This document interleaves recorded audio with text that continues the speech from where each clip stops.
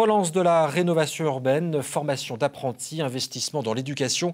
Quelques-unes des 19 propositions du rapport Borloo pour les quartiers prioritaires, remis ce matin au Premier ministre.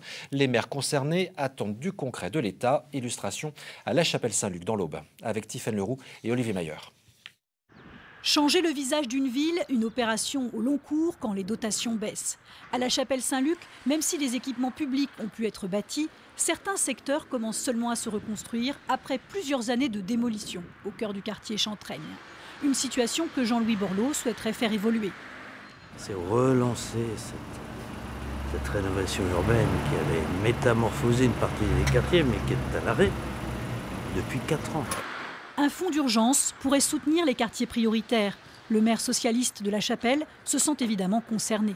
À partir du moment où on a un fonds spécifique sur les 60 les plus pauvres, je pense qu'on va pouvoir discuter sérieusement d'un certain nombre de choses. J'attends de voir là précisément. Borloo n'est pas le moins capable de produire des choses intelligentes. Donc sur les politiques de la ville, j'ai bon espoir qu'on ait dans ce plan des choses importantes. Parmi les 19 préconisations du rapport Borloo, au-delà de la relance de la rénovation urbaine, la volonté de développer l'emploi, l'innovation et la mixité.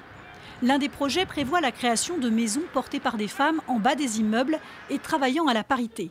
À l'association familiale de La Chapelle, qui développe déjà un chantier d'insertion par la vente de vêtements, on rêve à ce qu'on pourrait faire avec de nouveaux subsides. Les jeunes femmes qui viennent travailler sur le chantier, elles sont souvent jeunes mamans, famille monoparentale, et c'est un frein à l'emploi. Qu'est-ce que je fais de mes enfants?